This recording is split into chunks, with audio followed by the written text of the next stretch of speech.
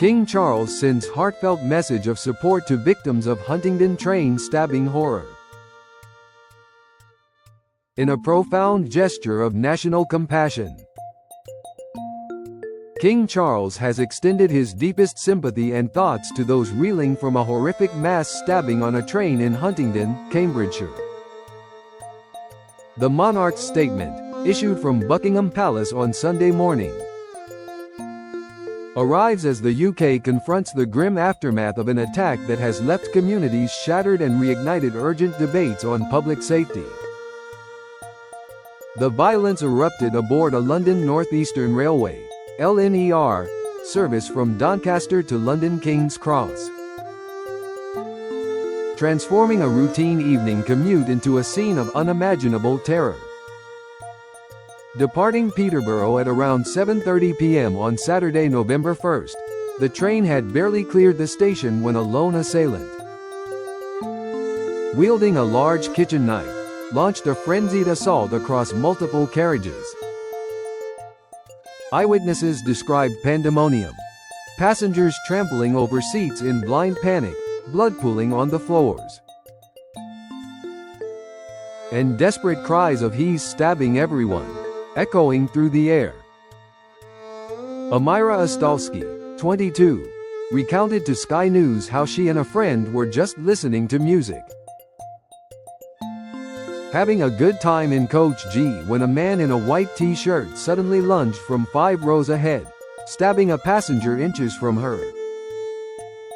People were screaming, "He's got a knife. I came within 2 meters of him. A black bearded guy in all black in a hoodie," she said, her voice still trembling. Another survivor, Ollie Foster, initially mistook the chaos for a post-Halloween prank until he saw a young woman shielded by an elderly hero who took gashes to his forehead and neck in her place. The king's words captured the collective horror. "My wife and I were truly appalled and shocked to hear of the dreadful knife attack that took place on board a train in Cambridgeshire last night.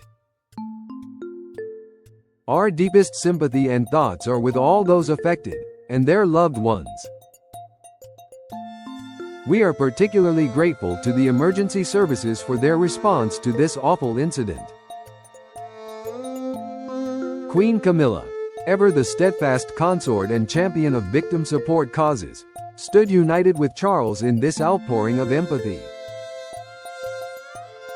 The message, timed just after the King's Sunday church visit at Sandringham, where he was photographed in a tan coat against drizzly Norfolk skies, serves as a beacon of solace from the throne. Solidarity rippled through the royal family, with the Prince and Princess of Wales, William and Kate, issuing their own poignant tribute. A Kensington Palace spokesman said, "Our thoughts are with the families and friends of all those impacted by the horrific events last night near Huntingdon. We also express our thoughts with the first responders and train staff who acted swiftly." From their Adelaide Cottage home in nearby Windsor, the Waleses highlighted the valor of ordinary heroes, echoing William's long-standing advocacy for mental health and emergency services. Their post on X amassed over 1 million engagements, underscoring the royals' role in fostering unity amid crisis. 9 people were initially thought to have suffered injuries after the stabbing in Cambridgeshire. Latest updates reveal at least 11 victims were hospitalized, with 4 now discharged but 2, including a heroic LNER train guard who bravely confronted the attacker, remaining in life-threatening condition at Addenbrooke's and Hinchingbrook hospitals. The guard's selfless intervention, shielding passengers at great personal cost, has drawn widespread acclaim, with Nottingham Forest owner Evangelos Marinakis pledging to cover medical costs for any affected fans among the many supporters returning from a 2-2 draw with Manchester United. Police confirmed the identities of the suspects arrested as a 32-year-old black British national and a 35-year-old British national of Caribbean descent.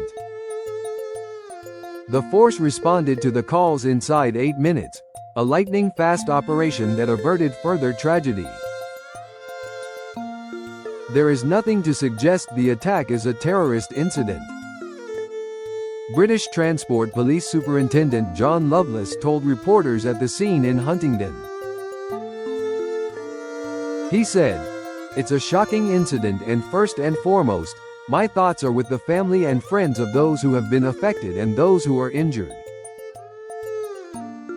Approximately 7:42 p.m. yesterday evening, there were calls to the police service in relation to multiple stabbings which took place on board a train service.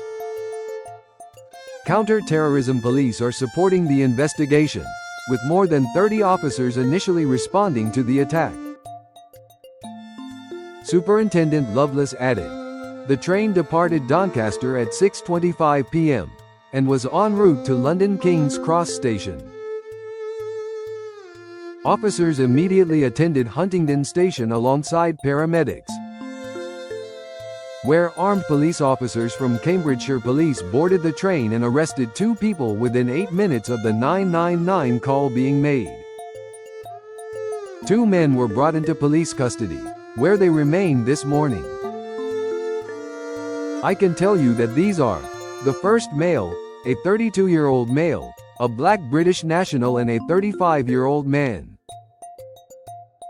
a British national of Caribbean descent. They were both arrested on suspicion of attempted murder.